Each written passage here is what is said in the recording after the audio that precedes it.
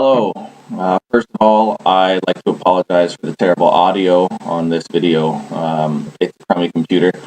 My name's Ryan. I'm a Canadian who's been following the Joseph Kony story online, as I'm sure many of you have for the last several days or weeks even. The video that has now gone and surpassed all other viral videos in our past is somewhere around 100 million views now. I thought it was a great video. Obviously, the message is important. I don't agree with what Joseph Kony has done and has continued to do. It's something we have 25 years now. He's been terrorizing Uganda and other African countries. The message in the video was great in that he needs to be stopped, obviously. My concern for all of us as supporters of the movement are we send money to this charity, and what's exactly happening with it. Now, I did some online research, and I found a website called thegatewaypundit.com. And whenever there's a charity involved and I'm asked to give my money, the first thing I do is look to see what their administration costs are. Anything over 25% is too high. That's basically my personal threshold. I know a lot of people that kind of are around the 15 to 20%. The more money that goes to administration costs and overhead means less money going to the cause itself. We need to stop Joseph Kony, yes, but are our dollars being used properly?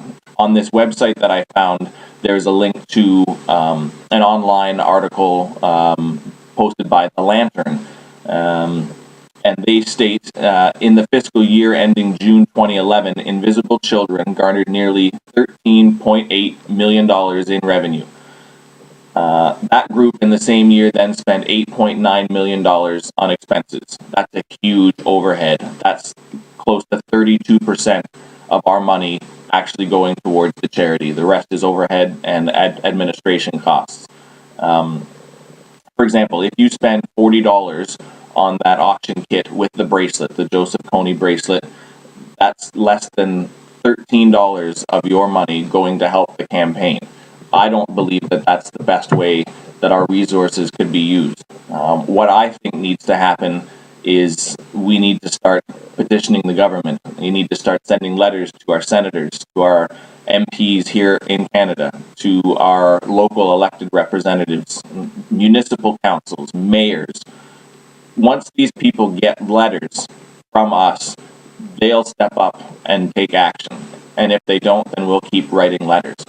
I don't think that 13 of my $40 going towards actually helping the cause in Africa is worth it. I would rather write a paragraph or two and send it to my elected representative and have the government take charge. Their pockets are far deeper than mine. Yes, their arms may be a little bit shorter, but they have more resources and access to resources than I do, than all of us do. If we band together as a community of people who say what's happening in Africa is unacceptable, then I believe that we can actually make a difference. That's what we've been asked to do. That's the power of social media. I'm asking you to consider where your dollars are going and how that resource, which is so precious, can be best spent. Please consider writing a letter, sending an email, look up your constituency online, find out who your representative is. If you're not as political savvy as I am, the internet's got a wealth of knowledge for you to access.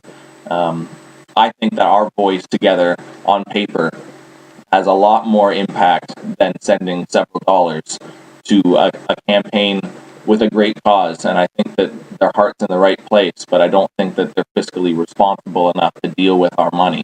Obviously, with the stats that I quoted earlier from what happened in 2011, $8.9 million out of 13 million and change being spent on administration and expenses is unacceptable. But we as a community can band together and start writing letters. Our voice can be heard.